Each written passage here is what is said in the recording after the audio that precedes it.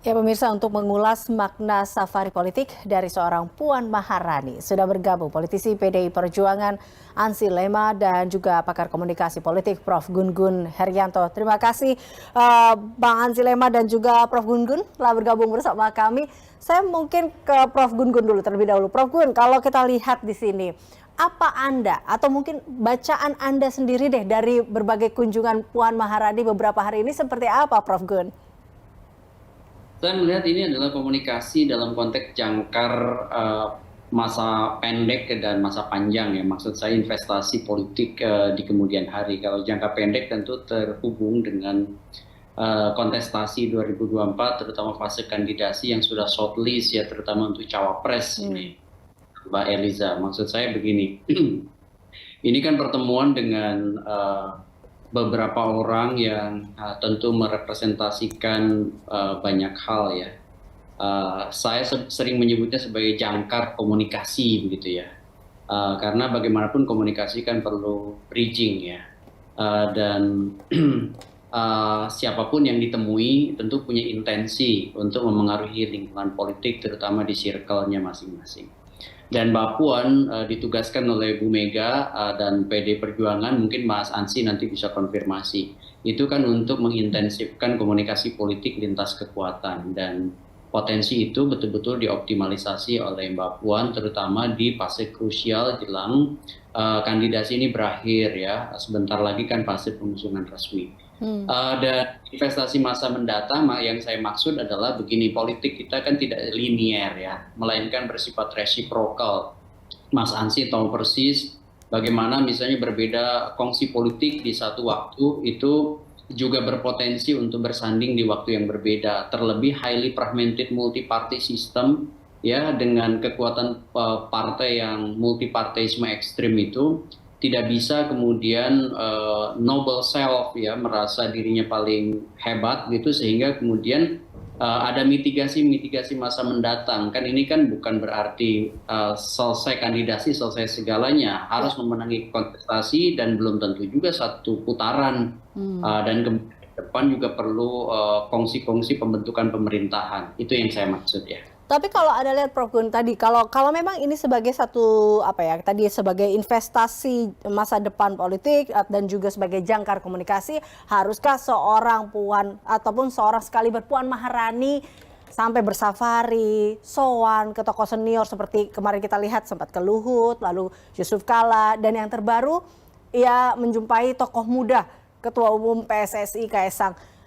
Adakah mungkin di balik dua hal tadi, ada kira-kira misi besar yang ingin dibawa oleh seorang Puan di sini?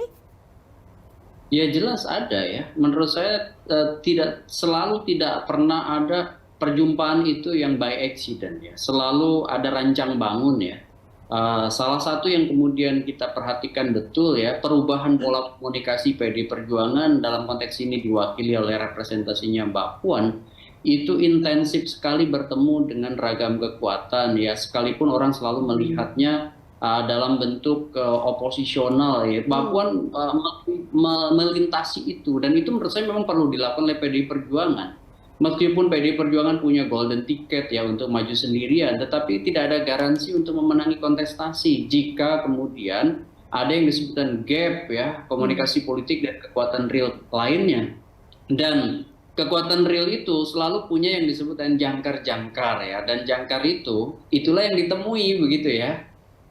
Entah itu langsung berada di struktur partai ataupun orang-orang yang beririsan kerap kali berada di balik panggung gitu, atau mungkin juga sebagian diantaranya kemudian muncul di permukaan sebenarnya punya irisan dengan mereka yang akan maju di kontestasi besok begitu, terutama merucut namanya itu ketiga nama itu begitu. Baik, Prof. Gun, tadi Mas Ansi bilang communication is the heart of the politics.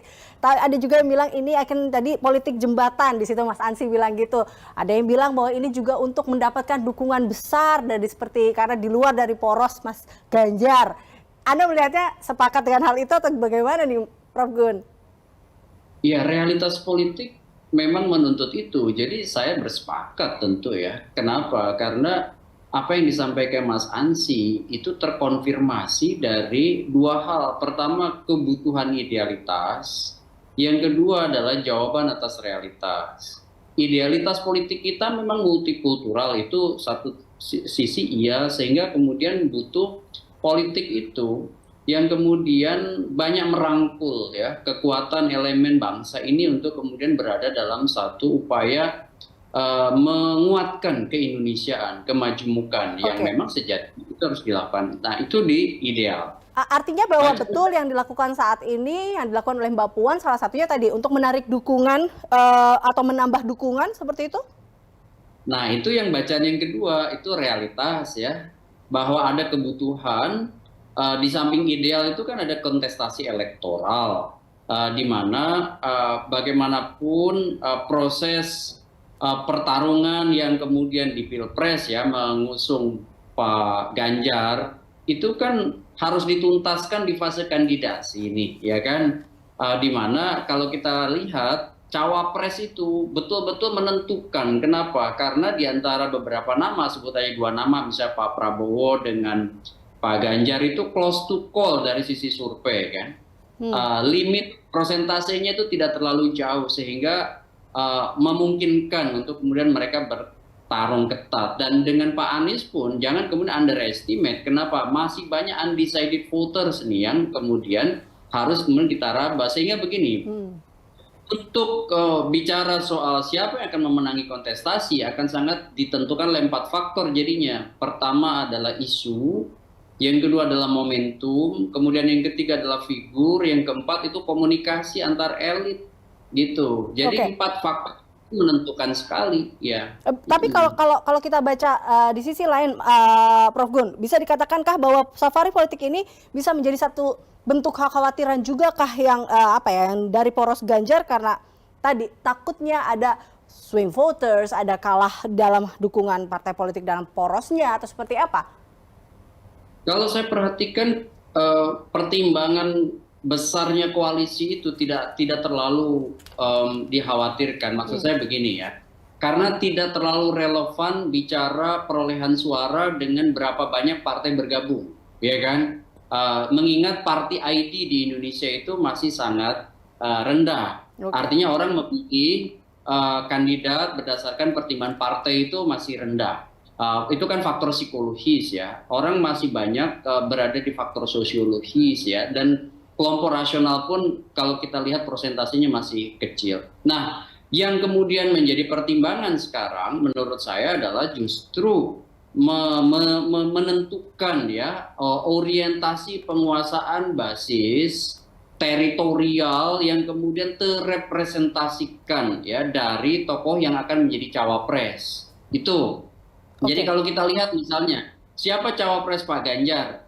Apakah misalnya jadi Pak Mahfud kah? Apakah jadi misalnya Bu Hovifah kah? Atau tokoh lain ya misalnya yang mewakili battleground utama gitu ya. Battleground utama itu sebut aja misalnya beberapa wilayah dengan persentase pemilih besar seperti Jawa Timur gitu ya, Jawa Barat, ataupun misalnya pertimbangan-pertimbangan lain bisa diterima ya oleh potensial ya. Baik, terima kasih tentunya Mas Ansy Lema dan juga Prof Gun Gun telah bergabung bersama kami dalam Berita Satu Utama. Sama-sama, terima kasih.